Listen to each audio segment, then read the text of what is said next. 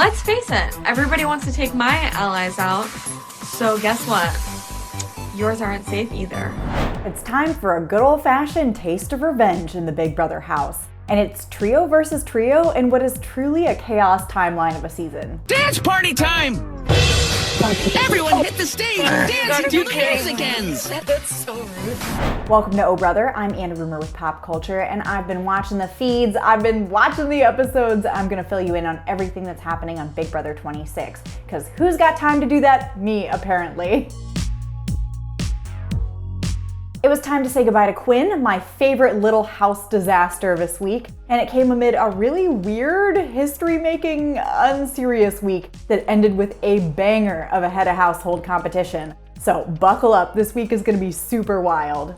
We have two historic moments to talk about, so I'm bringing in my friend and co-host Nick Valdez to talk about this week and what's to come. Welcome, thanks so much for joining us today. Oh, howdy everybody. Jerry O'Connell, you did a great job. Let's just start with that, right? Bring back the real Love Boat, yeah. Oh my God, Julie not being there the same week that Quinn was evicted. I don't know, I kind of feel for Quinn too, even though I'm so conflicted. Him going home was just like, it's a big moment for me because he was Tucker's enemy. He got out Tucker. Now it was his time to go. He was the super fan who didn't get his exit interview with Julie. Like ooh, that's gotta sting. But Jerry, it's not your fault, Jerry. You did a great job. Yeah, I think Jerry did a great job, and I hope that Quinn was being serious when he said he was named after his Sliders character, because that would be the only thing that would fix Julie not being there. But also, like, Julie never taking a sick day in 26 seasons. That's wild. Work queen. This season's been absolutely wild. I don't think anyone could predict what happens each episode. It's been such a fun season. I thought it was going to get boring once we returned to the traditional Big Brother format. Thankfully, I was immediately proven wrong. I know. Oh my God. We got like literally one normal HOH with Chelsea. Quinn was sent packing as needed to happen. And then we have this like new, what is it? It's janky. Jankie. The janky twist. Everyone's outside. They can only eat pizza and ice cream, which sounds great to me. They were all like, what about a vegetable? And I was like, send me in there. But I think it's an interesting twist. People are definitely feeling the pressure. So it was like a perfect time to bring back this pressure cooker-esque HOH. So let's talk about it. What did you think about the s'mores marshmallow roasting pressure cooker? Hilarious that they had to put it together themselves, right? They really said, we're putting you out to work here. There's a heat wave in LA. You're trapped outside. Get to work. It sounds terrible. Like the endurance of it all. Yeah, they couldn't do more than an hour or two on the wall, but they did like in total like 10 hours in this challenge of just standing in one place and holding a stick up. Like that's a lot to me. Like that looked tough. I could not do that.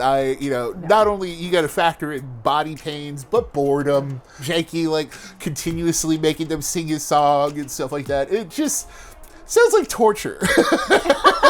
I know. Big Brother does often walk the line between like a torture and a game show. And I know there's shows like Survivor out there where they're doing like really hard physical challenges, but it's the mental part of Big Brother that has me wondering if I should be reporting them to like the Geneva Convention. But I was really surprised. I mean, we get to the end, the final three. We have Angela, Cam, and Leah. Didn't expect Angela or Leah, honestly, to last that long. Cam is obviously a huge physical threat. And then Angela just decides, let's all promise each other that we're safe next week. And I'm gonna leave. I'm gonna let these young bloods fight it out for HOH, and I thought that was iconic of her. Yeah, Angela, I love you. Once again, she is playing a fantastic game. All of her enemies have been evicted from the house at this point, right? Yeah. Somehow, she finds a way to stay safe every week. Like, she has had the veto used on her 3 times. I know. That's never happened before, right? Like, No. She's kind of the best player that Big Brother has ever had. She is the grand mastermind. And you know what? She doesn't have to hold a marshmallow up there for 3 more hours. She can drop. And I love that for her. Like, energy conservation queen. At the same time, she's not only, like, of course she protects her self-interest by making them make a public vow to, like, not put each other up. So it's like, okay, well, there's one way to protect yourself. But then also, Angela gets to kind of play it nicely and be like, well, Leah never got to have the comforts of home for HOH, so I wanted to give her that opportunity. So it's like, oh, I'm doing this out of the kindness of my heart rather than I'm tired of standing here after 10 hours. You're right. She plays that card, that, like, I'm just a sweet little mom card so well, and it's taken her so far. And so after Angela drops, obviously we've just got Cam and Leah, and I thought it was really funny that Cam near the end was like, let's just stand on one foot and see who drops. He's like, we can both do this for 5 more hours, but why? Let's just end this quickly. Yeah, we clearly have so much more Jankie World to enjoy after this, so we have tons to do. But, can you imagine having a Charlie horse out there? Yes, that's what I'm saying. Like, I totally understand it. Cam was over it, everyone else was over it, and then Leah winning the HOH. Now, that was the big surprise because all of a sudden, once again, we were like, oh, what's Leah doing this season? But now she's playing, you know? Yeah. And Queen, icon, Pittsburgh legend.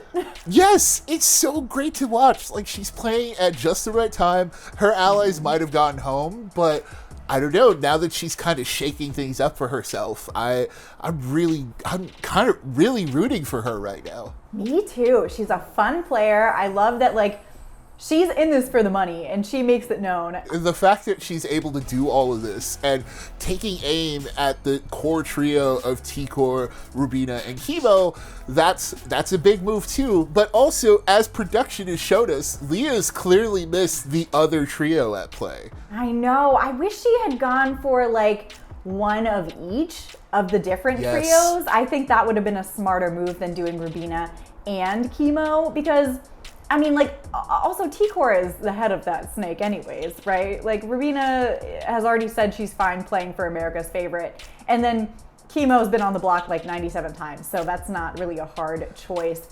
I wish she had gone for the 2 leaders of the trio, T-Core and Chelsea. Like, I think that would have been iconic nominations. And not to spoil anything, but there is like a veto twist coming. So we might still have hope for more interesting nominations than Chemo and Rubina. But I don't know. That's my personal hopes. What do you think about the nominations? No, I totally agree. It seemed like a kind of a boring move, especially now. We're at this stage of the game where, like, yes, you're still kind of trying to be kind to everyone else because they are going to be on the jury of your peers that ultimately will decide whether or not you win. So I get it, but also this is the time to make those moves. Like, there's no better time than ever. Like, winning HOH at this very critical moment means you kind of have to make those decisions, and, you know, the quote-unquote blood on your hands, you kind of have to play. And that's the other thing too. It's, why would you squarely target T-Core? Because it's, you know, it's her allies. So if either of them stays and she's still there, then it's you really made an enemy out of this trio if you can't break them up. And especially because you're not going after the one that clearly everyone knows that they follow. It's T-Core. Like, they all know she's the crucial point of that trio. So I don't get it, but I'm not in the house. So we get to watch things from afar, so it makes a bit more sense what we're talking about. If it is Chemo and Rubina who end up on the block, don't think it will be, but if it is those 2, who do you think goes home? It's definitely Chemo at this point, right? Because Chemo's been up so many times. It's kind of the nature of things. You know, it's once he's up another time, that's kind of it. It's so easy for everyone else to be like, well, you've already been on the block so many times, might as well vote for you this time. You know, it just kind of seems like it's going that way. I'd feel bummed. I like Chemo, But too. I also like Rubina, and I like the idea of women being the last ones in the house after all this. So once they get rid of Cam, it's clear sailing from there. That would be like a fun end to the game. So I'm kind of the same page as you. I'm like, I think it's probably Kimo's time. I will miss his singing in the house, though. There is still the veto to come and the veto twist that we heard about in Sunday's episode. So Wednesday's episode is going to give us a lot more information on that. You know that we'll be recapping here, so make sure you like and subscribe down below and head over to popculture.com for the latest in entertainment news. Until next time, I'm Anna Rumor with Pop Culture. And I'm Nick Valdez from Comic Book. Bye, everyone.